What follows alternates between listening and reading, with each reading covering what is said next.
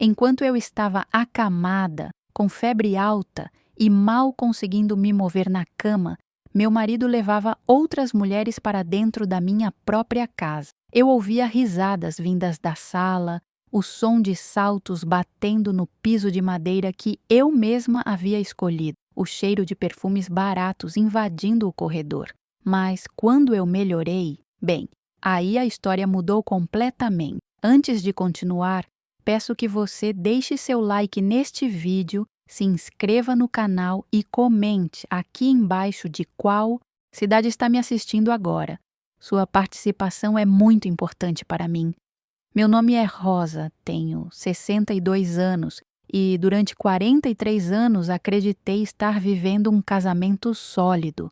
Olho para trás agora e vejo uma mulher ingênua, mas não me arrependo de quem fui. A gente aprende com o tempo que as pessoas não são exatamente o que aparentam ser e que o amor verdadeiro não é aquele dos filmes, onde tudo se resolve com um abraço e uma música bonita tocando ao fundo. O amor de verdade é construído dia após dia, com respeito, lealdade e caráter. Foi isso que eu dei ao meu casamento. O problema é que eu estava sozinha nessa entrega. Conheci o Roberto quando eu tinha apenas 19 anos. Eu trabalhava como balconista numa loja de tecidos no centro da cidade e ele entrava sempre para comprar botões para a mãe dele, Dona Marlene, que era costureira. Lembro da primeira vez que nossos olhos se cruzaram. Ele tinha um sorriso largo, dentes brancos e bem alinhados, cabelos pretos lisos penteados para trás com brilhantina. Usava calça social bem passada e camisa de manga curta azul claro. Tinha um jeito confiante de andar, como se soubesse exatamente o que queria da vida.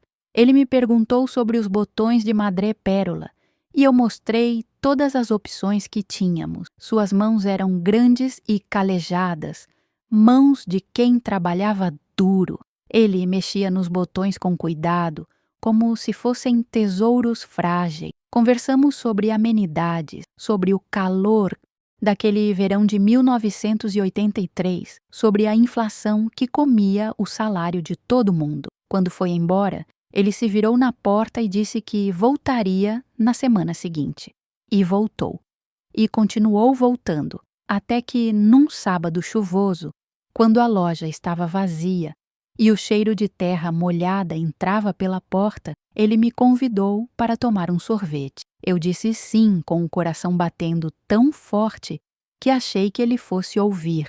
Minha patroa, Dona Carmen, uma senhora de cabelos grisalhos sempre presos num coque apertado, me deu um sorriso cúmplice e dispensou minha saída meia hora mais cedo. Fomos até a sorveteria da esquina, um lugar pequeno com mesinhas de fórmica vermelha e cadeiras de ferro. Pedi um sorvete de creme e ele escolheu chocolate. Sentamos perto da janela, vendo a chuva cair lá fora, as gotas escorrendo pelo vidro formando desenhos irregulares. Ele me contou que trabalhava como marceneiro, que sonhava em ter sua própria oficina um dia, que gostava de trabalhar com as mãos porque dizia que madeira era um material honesto, que não mentia sobre sua essência. Eu me apaixonei ali mesmo, naquela tarde chuvosa, ouvindo ele falar sobre sonhos e madeira, vendo seus olhos brilharem quando descrevia uma mesa que estava construindo. Ele tinha uma paixão genuína pelo que fazia,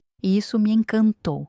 Eu sempre fui uma pessoa simples, de sonhos pequenos, importantes. Queria uma família, uma casa limpa e organizada, filhos para criar, com amor e dedicação. E quando olhava para o Roberto, conseguia ver tudo isso se tornando realidade. Namoramos por 2 anos antes de nos casarmos. Foram 2 anos de passeios aos domingos na praça, de conversas intermináveis sentados no banco debaixo da figueira centenária, de beijos roubados quando ninguém estava olhando. Minha mãe, Dona Sebastiana, gostava dele. Dizia que ele era trabalhador, respeitoso, um bom partido. Meu pai, seu Augusto, era mais reservado nas opiniões. Concordou com o casamento quando Roberto pediu minha mão formalmente, vestindo seu melhor terno e com um buquê de flores brancas nas mãos. Nos casamos numa manhã de setembro, na igreja do bairro. Eu usava um vestido simples de cetim branco, que minha avó ajudou a costurar com rendas delicadas nas mangas e uma saia que rodava quando eu me movia. Roberto estava lindo de terno cinza, gravata azul marinho, cabelos impecáveis. Quando ele disse sim diante do padre Antônio, sua voz estava firme, segura. A minha tremia um pouco, de emoção e nervosismo. Saímos da igreja debaixo de uma chuva de arroz, e eu me sentia a mulher mais feliz do mundo. Alugamos uma casinha pequena, de 2 quartos, numa rua tranquila do bairro Operário. A casa tinha paredes de tijolo aparente pintadas de branco, janelas de madeira que rangiam quando o vento batia. Um quintal minúsculo onde plantei jasmins e rosa. Gastamos nossas poucas economias comprando móveis básicos. Roberto fez nossa cama com as próprias mãos. Uma cama de casal em madeira de pinos, com entalhes simples mas caprichosos na cabeceira. Eu bordei as toalhas de mesa, costurei as cortinas, transformei aquela casa numa extensão do nosso amor. Os primeiros anos foram de construção. Roberto trabalhava das 7 da manhã às 6 da tarde na marcenaria do seu Geraldo, um homem idoso de voz grossa e mãos trêmulas, que tratava meu marido como o filho que nunca teve. Eu continuei trabalhando na loja de tecidos por mais 3 anos, até engravidar da nossa primeira filha, a Marina. Quando vi aquelas 2 listinhas no teste de farmácia, sentei no chão do banheiro e chorei de felicidade. Roberto chegou em casa naquela noite e encontrou a mesa posta de forma especial, com a toalha de crochê que eu guardava para ocasiões importantes, velas acesas e o teste de gravidez ao lado do seu prato. Ele me abraçou tão forte que perdi o fôlego. Senti o cheiro de serragem que sempre vinha impregnado nas suas roupas, misturado com suor e com aquele perfume barato que ele usava. Nós dançamos ali mesmo na cozinha, sem música, apenas embalados pela alegria do momento. Ele colocou a mão grande e áspera na minha barriga ainda lisa e disse que ia ser o melhor pai do mundo, que nosso filho teria tudo que ele não teve na infância. Marina nasceu numa madrugada de março, depois de 18 horas de trabalho de parto. Foi difícil, doloroso, mas quando colocaram aquele bebezinho rosado nos meus braços, com olhinhos apertados e boquinha perfeita, tudo fez sentido. Roberto estava ao meu lado, com olhos vermelhos de cansaço e emoção. Ele segurou a mãozinha dela com tanto cuidado, como se ela fosse feita de porcelana fina, e uma lágrima escorreu pelo seu rosto. 3 anos depois veio o Rodrigo, nosso segundo filho, um menino grande, robusto, que nasceu com fome e gritando para o mundo. Roberto quis que ele tivesse um nome parecido com o dele, e eu concordei. Achei bonito ter aquela continuidade, aquele elo entre pai e filho. Nossa casa pequena ficou ainda mais apertada, mas estava repleta de vida, de risadas infantis, de choro de bebê, de brinquedos espalhados pelo chão.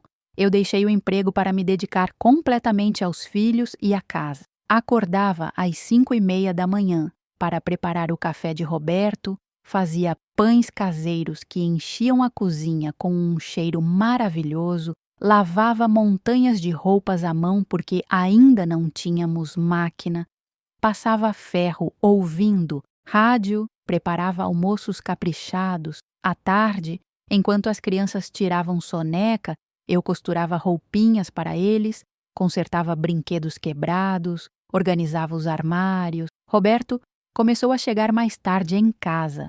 Ele dizia que o seu Geraldo estava deixando ele tocar mais projetos sozinho, que isso era importante para o futuro dele na profissão. Eu acreditava. Por que não acreditaria? Quando ele chegava, sempre trazia alguma coisa para as crianças, um pirulito, um carrinho de brinquedo, uma bonequinha barata do camelô. Jantava em silêncio, cansado, e depois se jogava no sofá para assistir o jornal da noite. Nossa vida sexual, que nunca foi algo extraordinário, começou a ficar cada vez mais rara. Eu atribuía ao cansaço dele, ao meu cansaço de cuidar de 2 filhos pequenos, à rotina que vai desgastando a paixão inicial. Tem gente que diz que isso é normal, que casamento longo é assim mesmo, que o fogo inicial sempre diminui. Eu acreditava nisso. Me conformava com a nova dinâmica, focando toda a minha energia nas crianças e na manutenção daquela família que eu tanto amava. Quando Roberto finalmente conseguiu abrir sua própria marcenaria, 10 anos depois de casados, foi uma festa. Ele alugou um galpão pequeno num bairro industrial, comprou algumas ferramentas usadas, colocou uma placa simples na frente com seu nome e a palavra marceneiro em letras vermelhas. Eu fiz salgadinhos e levei as crianças para a inauguração informal. Apenas alguns amigos dele compareceram, tomamos refrigerante em copos de plástico e Roberto fez um brinde agradecendo meu apoio incondicional todos aqueles anos. Olhando nos olhos dele naquele momento, eu vi orgulho, determinação, ambição, mas também vi algo que na época não soube identificar, uma certa frieza, uma distância que não existia nos nossos primeiros anos juntos. Empurrei esse pensamento para longe. Eu era uma mulher realista, sabia que as pessoas mudavam com o tempo, que as responsabilidades da vida adulta transformavam até os mais sonhadores em pessoas mais sérias e pragmáticas. Os anos foram passando. Marina cresceu e se tornou uma menina estudiosa, de óculos redondos e livros sempre debaixo do braço. Rodrigo era mais bagunceiro, adorava jogar bola na rua com os amigos, voltava para casa com os joelhos ralados e o rosto sujo de terra. Eu ia envelhecendo junto com eles, vendo cabelos brancos aparecerem, rugas se formarem ao redor dos olhos, o corpo ficando mais cansado com o passar dos anos. Roberto prosperou na marcenaria. Conseguiu contratar 2 ajudantes, depois mais 3. Comprou ferramentas novas, uma caminhonete usada para fazer entregas, começou a pegar encomendas maiores de lojas e empresas. Nosso padrão de vida melhorou. Conseguimos comprar uma casa própria, maior, num bairro melhor. Tinha 3 quartos, 2 banheiros, uma sala ampla, uma cozinha espaçosa, onde eu finalmente podia me movimentar com conforto, mas junto com o sucesso profissional dele, veio um distanciamento ainda maior. Ele passava cada vez mais tempo na marcenaria, chegava em casa tarde da noite, jantava quase sem falar e ia direto dormir. Nos finais de semana, enquanto eu achava que finalmente teríamos tempo juntos, ele arrumava desculpas para ir até o galpão, verificar ferramentas, organizar estoque, fazer orçamentos. Eu me sentia sozinha dentro do meu próprio casamento, mas nunca disse nada. Fui criada numa geração onde mulher não questionava o marido, não reclamava se ele estava trabalhando duro para sustentar a família. Minha mãe sempre dizia que homem precisa de espaço, que a obrigação da esposa é manter a casa funcionando e não encher o saco dele com inseguranças bobas. Então eu engolia a solidão, o desejo de ter alguém para conversar no final do dia, a vontade de sentir um abraço genuíno, um beijo que significasse algo além de obrigação marital. Marina se formou em pedagogia e arrumou emprego numa escola municipal. Rodrigo seguiu os passos do pai e começou a trabalhar na marcenaria, mostrando talento natural para o ofício. Eu me orgulhava dos meus filhos, daquelas 2 pessoas maravilhosas que eu havia criado com tanto amor e dedicação. Eles eram minha maior conquista, minha prova de que minha vida tinha valido a pena. Foi então que a doença chegou. Começou de forma discreta, com cansaços inexplicáveis, febres baixas que iam e vinham, dores nas articulações que eu atribuía à idade. Ignorei os sintomas por meses, até que um dia desmaiei na cozinha enquanto preparava o almoço. Marina me encontrou caída no chão, a panela com feijão transbordando no fogão, o cheiro de queimado tomando conta da casa. No hospital, depois de uma bateria de exames, o médico disse que eu estava com uma infecção grave que tinha se espalhado pela corrente sanguínea. Precisaria ficar internada por alguns dias para tratamento intravenoso e depois seguir com repouso absoluto em casa. Por pelo menos 2 meses, meu sistema imunológico estava comprometido. Meu corpo estava exausto de tanto trabalhar sem descanso durante décadas. Roberto visitava o hospital rapidamente, sempre com pressa, sempre olhando o relógio. Dizia que estava com muito trabalho, encomendas atrasadas, clientes exigentes. Eu entendia, sempre entendi. Marina ficava mais tempo, segurava minha mão, lia livros em voz alta para mim, trazia frutas e conversas reconfortantes. Rodrigo passava depois do expediente, contava sobre os projetos da marcenaria, tentava me animar com piadas sem graça. Quando recebi alta hospitalar, eu mal conseguia andar sozinha. Meu corpo parecia ter envelhecido 20 anos em questão de dias. As pernas tremiam quando eu tentava me levantar. A cabeça girava a qualquer movimento brusco e uma fraqueza profunda tomava conta de cada músculo. O médico, Dr. Henrique, um senhor de cabelos grisalhos e óculos de leitura pendurados no pescoço, foi claro nas instruções: repouso absoluto, medicação rigorosa nos horários certos, alimentação balanceada e, principalmente, nenhum esforço físico pelos próximos 2 meses no mínimo. Marina me ajudou a entrar em casa. Roberto tinha ido buscar o carro no estacionamento e nos esperava na entrada. A casa estava estranhamente silenciosa quando entramos. Tudo parecia no lugar, limpo e organizado, mas havia algo diferente no ar, um cheiro que eu não conseguia identificar, uma sensação estranha de que alguém havia mexido nas minhas coisas. Balancei a cabeça achando que era paranoia causada pelos remédios fortes que estava tomando. Eles me instalaram no quarto. Marina trocou os lençóis por outros mais frescos, abriu a janela para arejar, colocou uma jarra de água com limão na mesinha de cabeceira. Roberto ficou parado na porta, olhando o celular, respondendo mensagens com uma urgência que me pareceu excessiva. Quando Marina saiu para preparar um chá, ele finalmente se aproximou da cama, deu um beijo rápido na minha testa, frio e protocolar, e disse que precisava voltar para a marcenaria, que os meninos estavam precisando dele para resolver um problema com uma encomenda grande. Fiquei sozinha.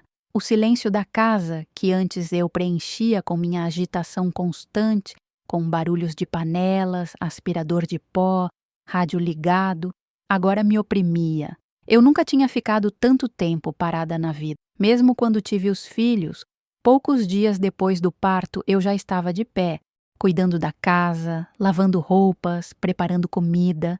Agora era diferente. Meu corpo simplesmente se recusava a obedecer minha vontade. Marina passou a vir todos os dias depois do trabalho.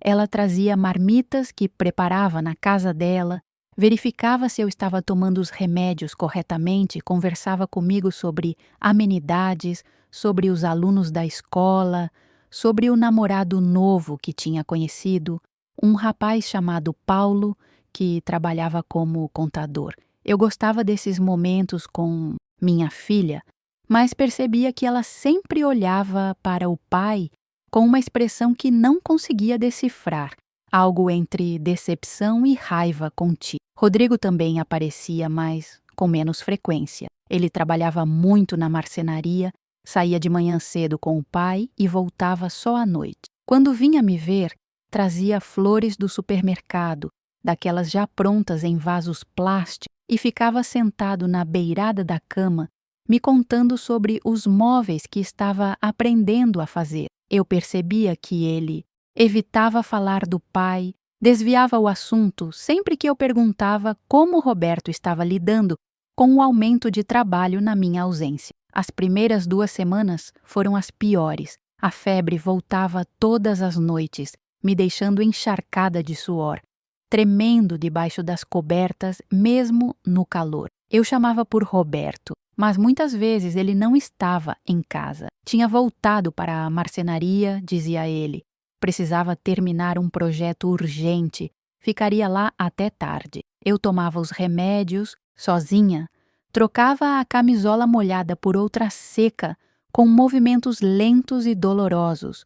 Voltava para a cama e chorava baixinho na escuridão do quarto. Comecei a perceber coisas estranhas. Copos sujos na pia que eu tinha certeza de não ter usado. Cinzeiros com pontas de cigarro com batom na varanda, sendo que eu nunca fumei. E Roberto tinha parado há anos. Toalhas úmidas no banheiro que não eram as que eu usava. Uma vez encontrei um brinco pequeno, de bijuteria barata, debaixo do sofá da sala, quando derrubei sem querer o controle remoto e precisei me arrastar para pegá-lo. Tentei falar com Roberto sobre isso. Numa noite que ele chegou mais cedo, por volta das 10 horas, entrou no quarto cheirando a cerveja e aquele perfume estranho que eu vinha sentindo pela casa. Perguntei sobre o brinco, sobre as toalhas, sobre os copos. Ele deu risada, uma risada curta e desprovida de humor, e disse que eu estava delirando por causa dos remédios, que aquele brinco provavelmente era da Marina de anos atrás, que as toalhas eram dele mesmo, que os copos ele lavava às vezes e esquecia de guardar. Eu quis acreditar. Deus sabe como eu quis acreditar, porque a alternativa era insuportável demais para considerar. Mas meu corpo sabia a verdade antes da minha mente aceitar. Meu estômago se revirava quando ele entrava no quarto. Meu coração acelerava não de amor, mas de uma ansiedade doentia, de um pressentimento ruim que eu tentava sufocar com toda a força. Uma noite, Marina apareceu sem avisar. Eram quase 11 horas e eu estava acordada, olhando o teto, contando as rachaduras na pintura antiga, como fazia todas as noites quando o sono não vinha. Ouvi a chave na fechadura. Achei que era Roberto, mas reconheci os passos leves da minha filha. Ela entrou no quarto com o rosto vermelho, olhos brilhando de raiva contida. "Mãe!" ela disse, e a voz saía trêmula. "Precisamos conversar." Eu me apoiei nos travesseiros, meu coração já disparando porque eu sabia. De alguma forma, eu já sabia o que ela ia dizer. Ela puxou a cadeira que ficava no canto do quarto, sentou perto da cama, segurou minhas mãos com força. As mãos dela estavam frias e suadas ao mesmo tempo. Ela começou devagar, escolhendo as palavras com cuidado, como se cada uma delas fosse um pedaço de vidro que podia me cortar. Contou que estava desconfiada do comportamento do pai há algumas semanas, desde antes de eu ficar doente, na verdade. Disse que ele andava mudado, mais arrumado, usando perfumes novos, sempre no celular, sorrindo para a tela como ela nunca tinha visto ele sorrir para ninguém da família. Quando fiquei internada, ela continuou. Ela resolveu passar na marcenaria de surpresa um dia para levar almoço para o pai e para o Rodrigo. Mas quando chegou lá, por volta do meio-dia, a marcenaria estava fechada. Estranhou porque sabia que eles trabalhavam até às 6 sem parar. Ligou para o celular do pai.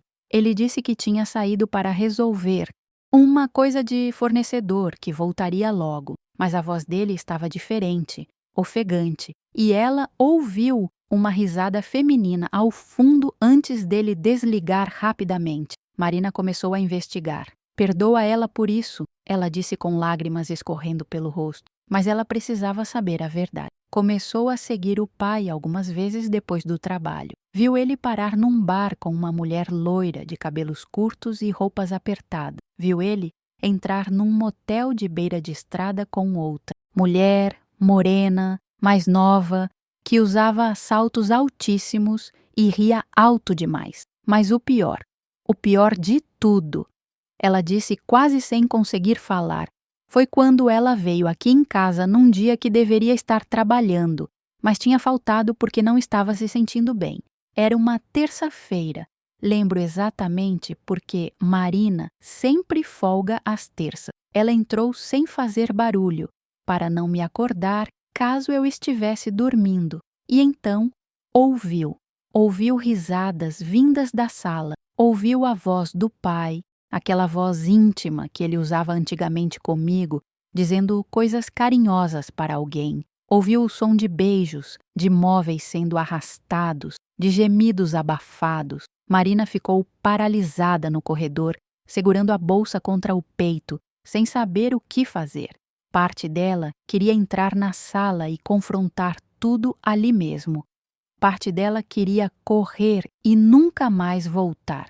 Ela ficou ali parada, ouvindo aquilo tudo, com medo de eu acordar e descobrir também, com medo de fazer um escândalo que me prejudicasse ainda mais na minha condição frágil. Depois de alguns minutos que pareceram horas, ela saiu da casa em silêncio, do mesmo jeito que tinha entrado, e vomitou na calçada de tanta raiva e nojo. Nos dias seguintes, ela voltou mais vezes, sempre escondida, sempre verificando, e viu mulheres diferentes entrando e saindo da nossa casa, enquanto eu estava acamada no quarto, a poucos metros dali, doente e vulnerável. Viu meu marido de 43 anos levar essas mulheres para o sofá onde nossos filhos cresceram assistindo televisão, para a cozinha onde eu preparei milhares de refeições com amor, para a varanda onde ele e eu costumávamos tomar café nas manhãs de domingo.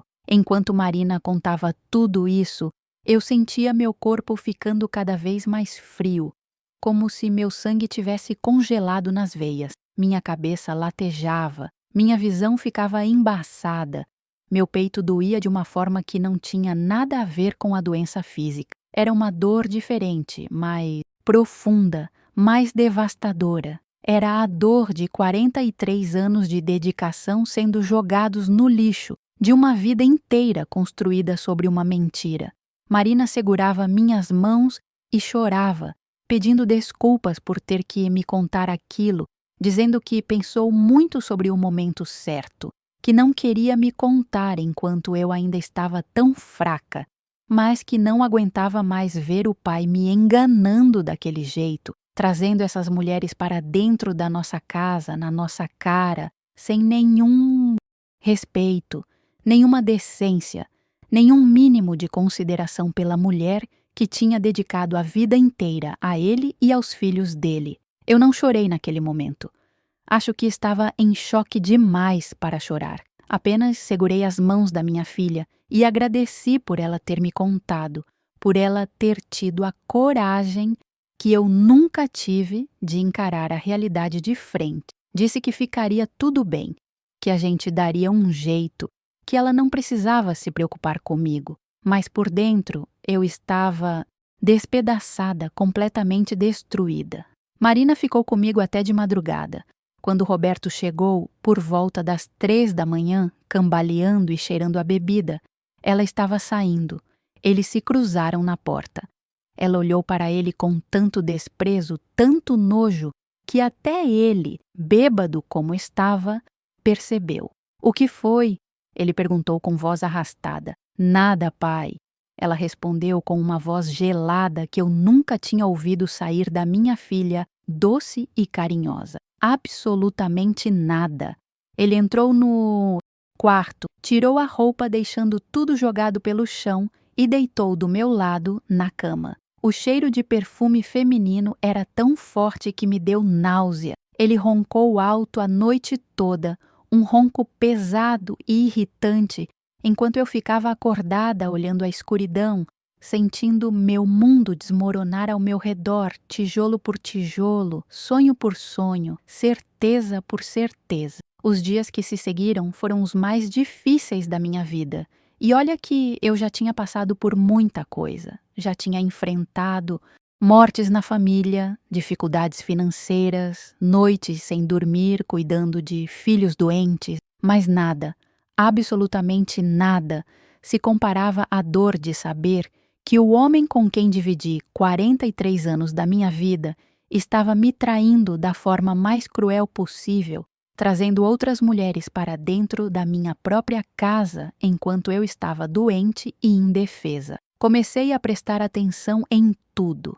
Cada som que vinha da sala quando Roberto estava em casa, cada vez que ele saía do quarto dizendo que ia buscar água na cozinha e demorava mais do que o necessário, cada telefonema que ele atendia sussurrando e saindo para a varanda. Meu corpo ainda estava fraco, mas minha mente nunca esteve tão alerta, tão afiada, tão voltada para capturar cada detalhe que antes eu ignorava. Uma tarde, era uma quinta-feira e o sol entrava forte pela janela do quarto. Ouvi a porta da frente se abrindo.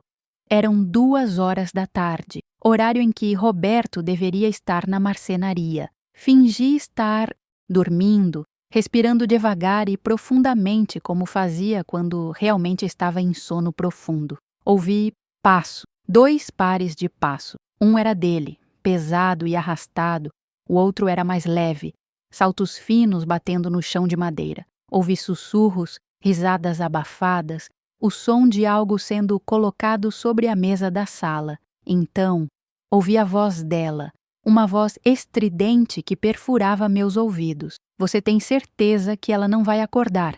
A mulher perguntou.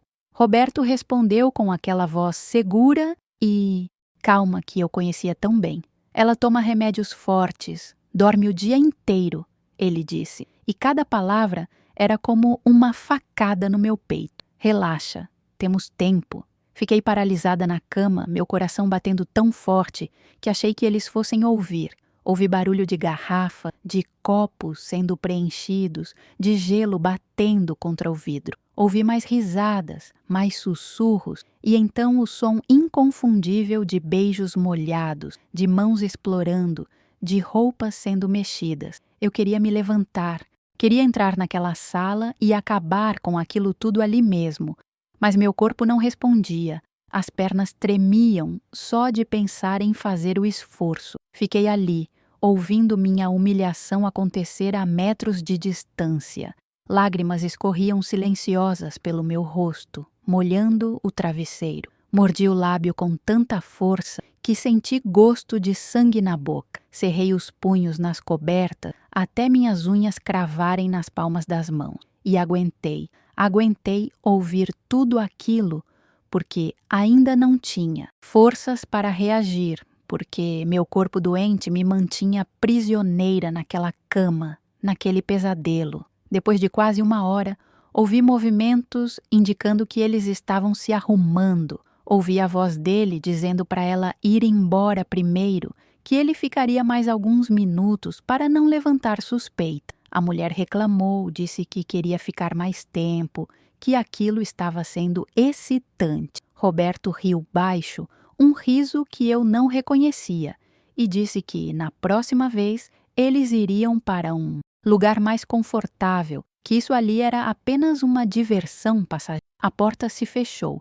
passos pesados se aproximaram do quarto. Fechei os olhos rapidamente, controlando a respiração, fingindo o sono que não existia. Senti ele entrar, ficar parado me observando por alguns segundos. Então, ele saiu, ouvi a torneira da cozinha abrir, ouvir barulho de louça sendo lavada, o som dele organizando as evidências da traição.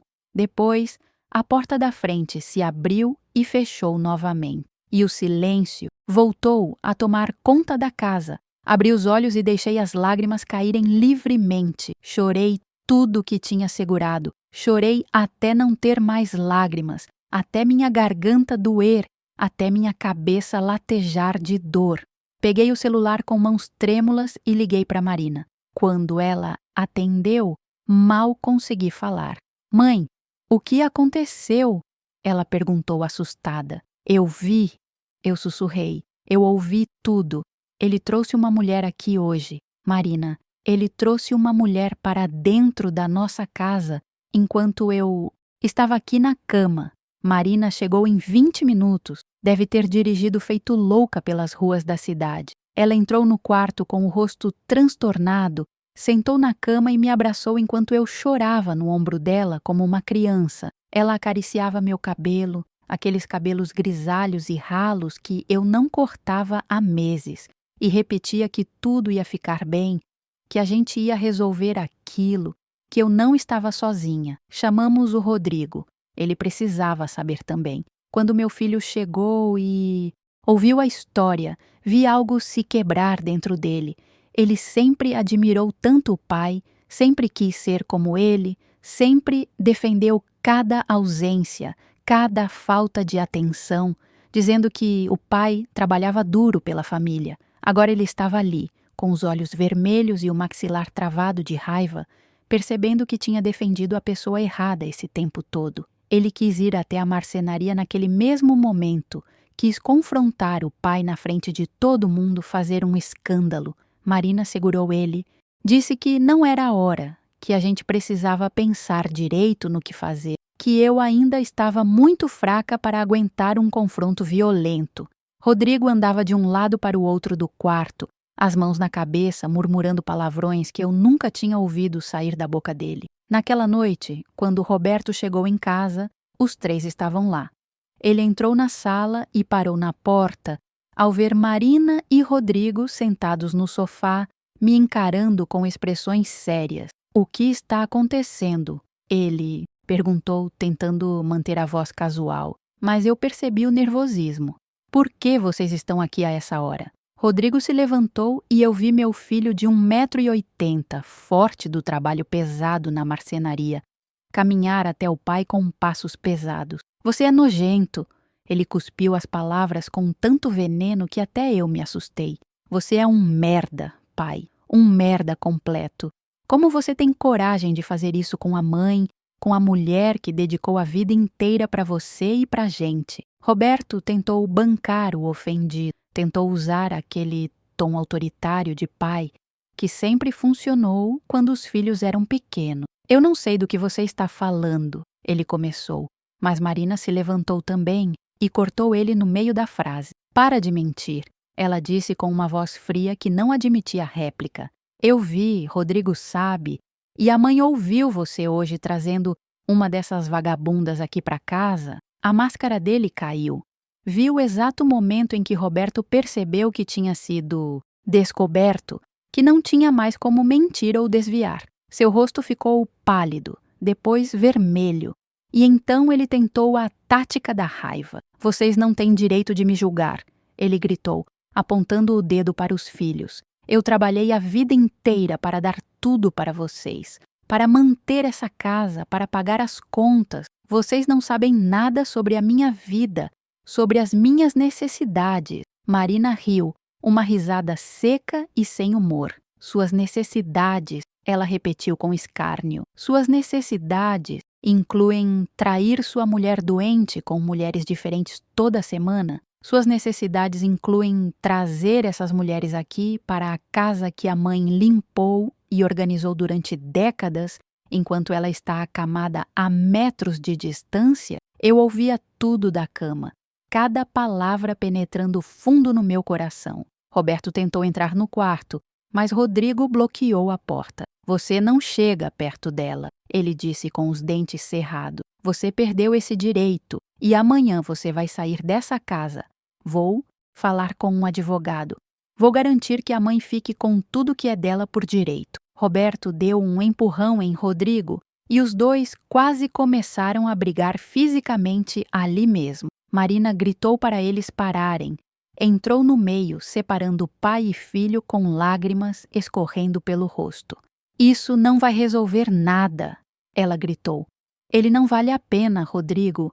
Ele simplesmente não vale a pena." Roberto saiu de casa naquela noite, pegou algumas roupas e foi embora, sem olhar para trás, sem pedir desculpas, sem demonstrar um pingo de remorso. Rodrigo trancou a porta atrás dele e veio me ver no quarto. Sentou na beirada da cama, segurou minha mão e chorou como não chorava desde criança. "Desculpa, mãe."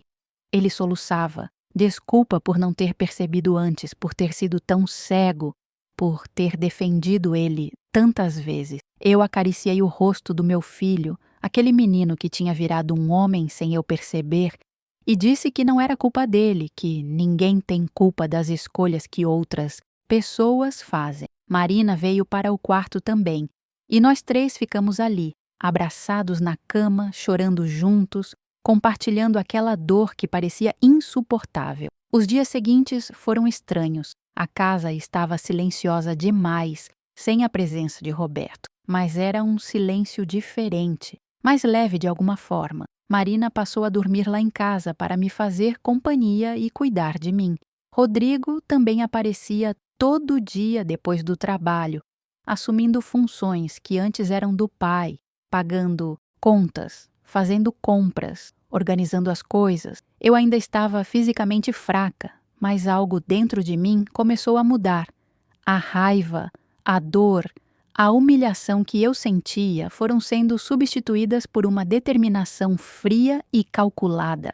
Eu não ia me deixar destruir por aquilo, não depois de tudo que eu tinha construído, de tudo que eu tinha dado, de tudo que eu tinha sido. Comecei a me alimentar melhor, forçando a comida para dentro, mesmo quando não tinha fome. Tomava os remédios religiosamente nos horários certos. Fazia os exercícios leves que o fisioterapeuta tinha recomendado, mesmo quando cada movimento era doloroso, porque eu tinha um objetivo agora.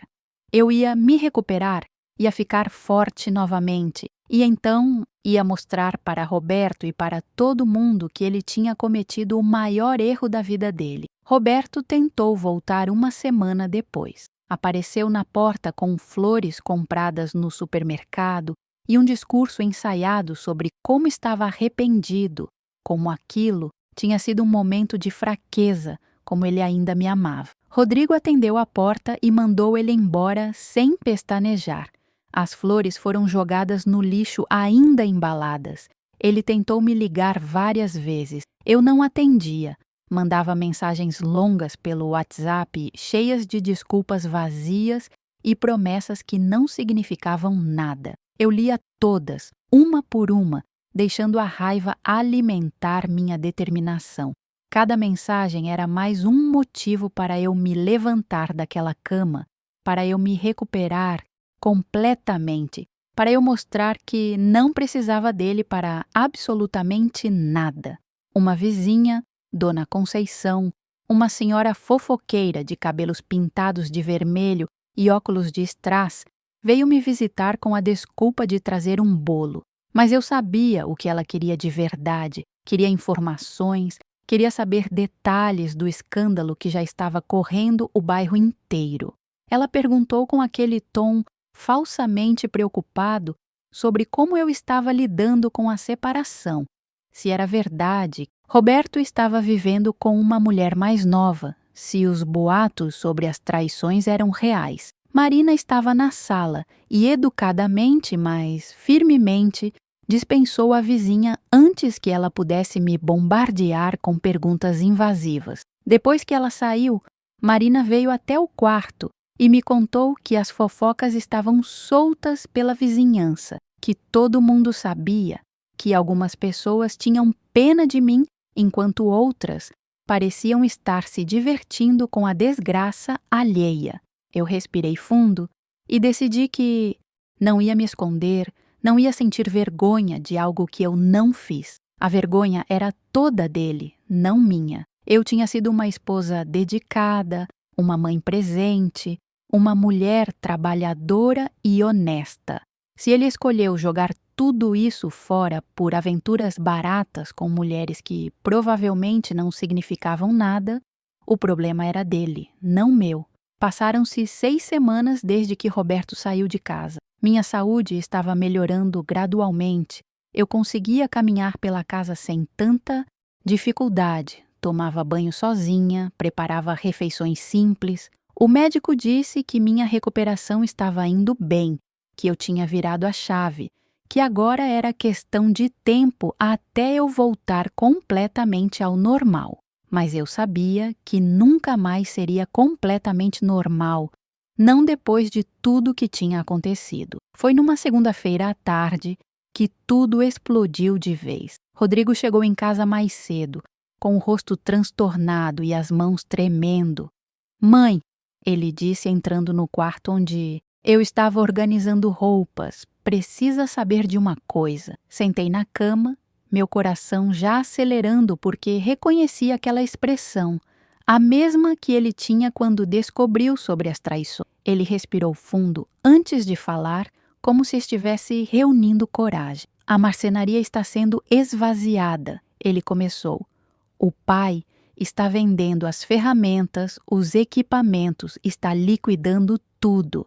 Senti o chão sumir debaixo dos meus pés. A marcenaria era nosso sustento. Era o negócio que Roberto construiu durante décadas. Era de onde vinha o dinheiro que mantinha nossa família. Rodrigo continuou falando, as palavras saindo rápidas e nervosas. Ele descobriu que Roberto estava com dívidas enormes, que tinha pegado empréstimos com agiotas, que estava devendo para fornecedores, para funcionários, que estava um caos financeiro. E pior, ele estava transferindo dinheiro para a conta de uma dessas mulheres, uma chamada Karina, que aparentemente o convenceu a investir num negócio que não existia. Meu filho tirou uns papéis amassados do bolso, extratos bancários que ele conseguiu não sei como. Mostrou os valores, as transferências, as datas, tudo acontecendo há meses, muito antes de eu ficar doente. Roberto estava desviando dinheiro da empresa, do nosso patrimônio, para sustentar uma vida dupla que eu nem imaginava existir. Liguei para a Marina imediatamente. Ela chegou com um advogado, Dr. Carlos, um homem sério de terno cinza e pasta de couro. Ele analisou os documentos, fez perguntas, anotou tudo num caderno pequeno. Depois olhou para mim com uma expressão grave e disse que a situação era complicada, que eu precisava agir rápido antes que Roberto dilapidasse completamente nosso patrimônio. Naquela mesma semana dei entrada no processo de divórcio. Não foi uma decisão fácil, apesar de tudo. 43 anos de casamento não desaparecem assim, mesmo quando manchados por traição e mentiras. Mas eu sabia que não tinha volta, que não conseguiria mais olhar para aquele homem sem sentir nojo, sem lembrar de tudo que ele fez. O confronto final aconteceu no escritório do advogado. Roberto foi intimado a comparecer para a audiência de conciliação.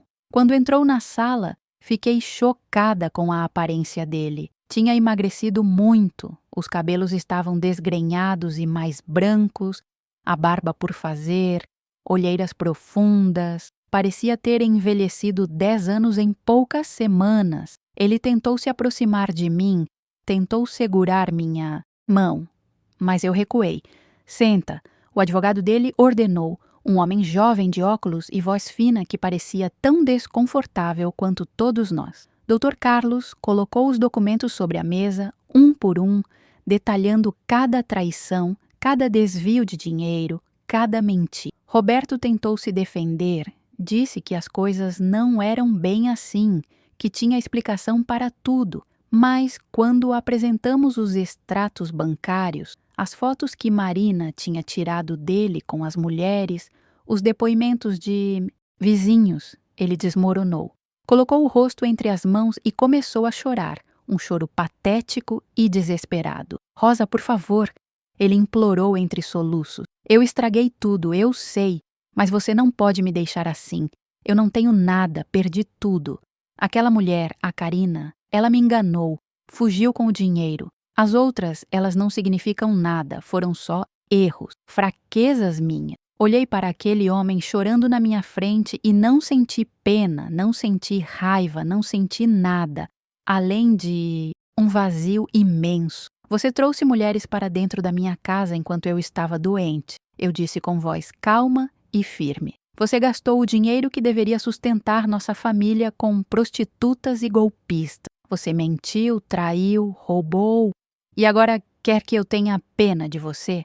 Ele levantou a cabeça, o rosto vermelho e molhado de lágrimas. Eu trabalhei 40 anos para construir aquilo tudo.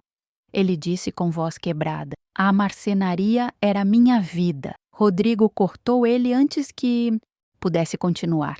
Você destruiu sua própria vida, pai. A gente não tem nada a ver com isso. O processo de divórcio foi rápido, considerando as circunstâncias. Eu fiquei com a casa, com metade do que sobrou da marcenaria quando Rodrigo assumiu e começou a reorganizar tudo, com direito à pensão. Roberto ficou praticamente sem nada, morando num quartinho alugado no centro, trabalhando como empregado na marcenaria que um dia foi dele, reportando-se ao próprio filho. Não vou mentir e dizer que foi fácil. Teve noites que acordei chorando, lembrando dos tempos bons, dos primeiros anos de casamento, de quando acreditava que tínhamos construído algo sólido e verdadeiro. Teve dias que a solidão pesava tanto que eu considerava ligar para ele, perdoar, tentar recomeçar. Mas então eu lembrava das risadas que ouvia vindo da sala, do cheiro de perfume barato, das humilhações que sofri, e a vontade passava. Marina se casou com o Paulo 6 meses depois. Foi uma cerimônia pequena e bonita, e ver minha filha feliz me deu forças para continuar. Rodrigo conheceu uma moça maravilhosa chamada Luciana, professora como a irmã, e eles começaram a namorar sério. Meus filhos estavam refazendo suas vidas, e isso me mostrava que era possível recomeçar, mesmo depois de tanta destruição. Minha recuperação completa levou quase 6 meses. Voltei a ter força, a cor voltou para o meu rosto, conseguia fazer as tarefas da casa sem me cansar. Mas eu era uma mulher. Diferente agora, isso era inegável. Tinha aprendido na dor que confiar cegamente em alguém é um risco que pode custar muito caro, que dedicar a vida inteira a uma pessoa sem guardar nada para si mesma é um erro que pode deixar cicatrizes profundas. Comecei a fazer coisas que nunca tinha feito antes. Me inscrevi num curso de artesanato na igreja do bairro, conheci outras mulheres, algumas na mesma situação que eu, outras viúvas, outras apenas buscando companhia e atividade. Aprendi a fazer peças em crochê, em macramê, descobri que tinha habilidade para trabalhos manuais. Comecei a vender algumas peças numa lojinha de consignação e o dinheiro que entrava, mesmo sendo pouco, me dava uma sensação de independência que eu nunca tinha experimentado. Voltei a sair de casa sem medo dos olhares, dos comentários, das fofocas. No começo era difícil. Sentia os cochichos quando passava pela rua.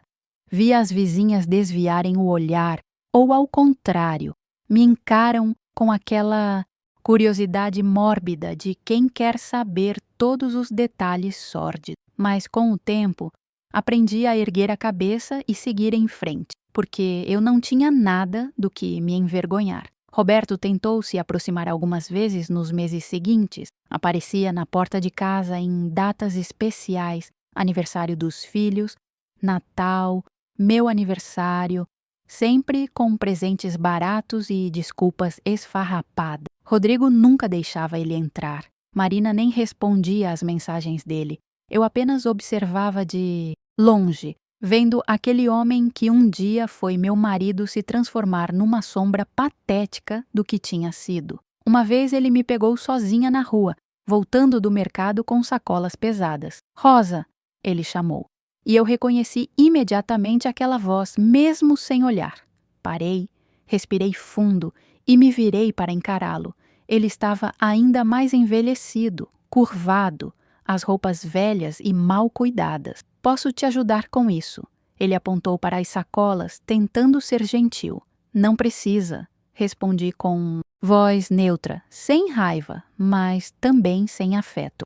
Ele ficou parado ali, as mãos nos bolsos, parecendo não saber o que dizer. "Eu sinto muito", ele finalmente murmurou. "Por tudo, se eu pudesse voltar atrás. Mas não pode. Cortei antes que ele pudesse continuar com aquele discurso. Ninguém pode. A gente vive com as consequências das nossas escolhas, Roberto. Você escolheu destruir nossa família. Agora vive com isso." Vi os olhos dele se encherem de lágrimas, mas não senti a menor vontade de consolá-lo. Peguei minhas sacolas e segui meu caminho, deixando ele ali parado na calçada. Não olhei para trás. Aprendi que olhar para trás só serve para manter a gente presa no passado e eu estava determinada a seguir em frente. 1 ano depois do divórcio, Marina me deu minha primeira neta, uma menina linda, de olhos claros e bochechas rosadas, que recebeu o nome de Clara. Quando segurei aquele bebê nos braços pela primeira vez, senti algo se curar dentro de mim.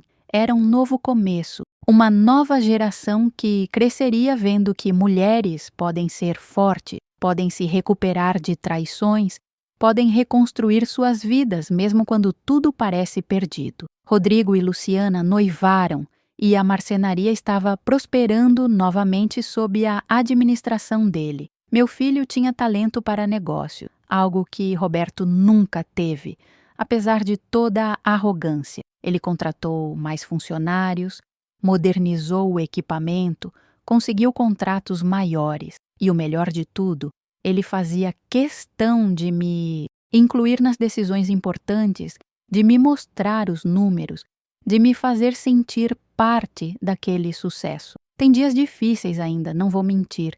Tem noites que acordo e sinto falta de ter alguém do meu lado, não do Roberto especificamente, mas da ideia de companheirismo, de ter alguém para dividir os medos e as alegrias. Mas aprendi que é melhor estar sozinha e em paz do que acompanhada e humilhada. Aprendi que amor verdadeiro não machuca, não humilha, não destrói.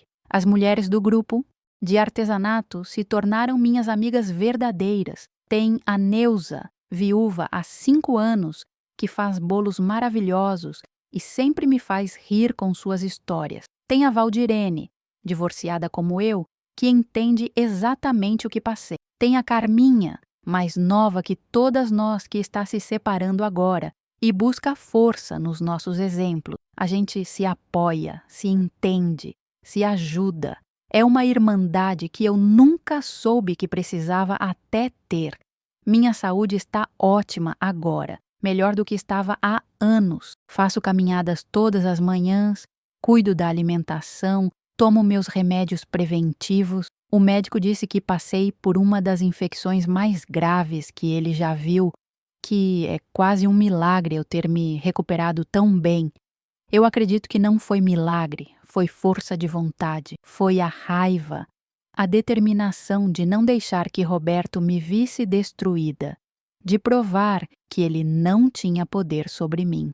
Olhando para trás agora, vejo minha vida dividida em 2 partes muito distintas. A Rosa de antes, que vivia para os outros, que se anulava em nome da família, que aceitava migalhas de afeto achando que era amor. E a Rosa de agora, que sabe seu valor, que não aceita desrespeito, que entende que amar a si mesma não é egoísmo, é sobrevivência. Se eu pudesse falar com aquela Rosa jovem de 19 anos, apaixonada e ingênua, que conheceu Roberto na loja de tecidos, eu diria para ela ter cuidado, para não entregar tudo sem guardar nada para si. Mas sei que ela não escutaria, porque a gente precisa viver para aprender, precisa cair para saber se levantar, precisa se quebrar para se reconstruir mais forte. Para vocês que estão me ouvindo agora, principalmente as mulheres que estão passando por situações parecidas, eu quero dizer uma coisa: não tenham medo de recomeçar, não importa a idade que vocês tenham. Não tenham medo de ficar sozinhas, porque solidão é muito melhor que companhia ruim. Não deixem ninguém diminuir vocês, humilhar vocês, fazer vocês acreditarem que não têm valor. Vocês têm. Todo mundo tem. A vida depois da traição não é fácil, não vou romantizar. Tem dias que a dor ainda aperta o peito, que a raiva volta com força, que a saudade do que podia ter sido me pega desprevenida. Mas eu escolho acordar todo dia e seguir em frente, encontrar alegria nos meus netos, orgulho nos meus filhos, satisfação nas minhas conquistas pessoais, por menores que sejam. Roberto continua trabalhando para Rodrigo e dizem que está tentando se redimir, sendo um funcionário dedicado, vivendo com humildade. Não sei se ele realmente mudou ou se é apenas a necessidade forçando o bom comportamento. E, sinceramente, não me importo mais. Ele não ocupa mais meus pensamentos, não rouba mais minha paz. É apenas alguém que eu conheci em outra vida, alguém que me ensinou lições valiosas do jeito mais doloroso. Então é isso, minha história de como, enquanto eu estava acamada, meu marido levava outras mulheres para minha casa, mas quando melhorei, eu me levantei mais forte do que nunca. Não foi um final feliz de conto de fadas, mas foi um final de verdade, de crescimento, de superação, e para mim isso vale muito mais.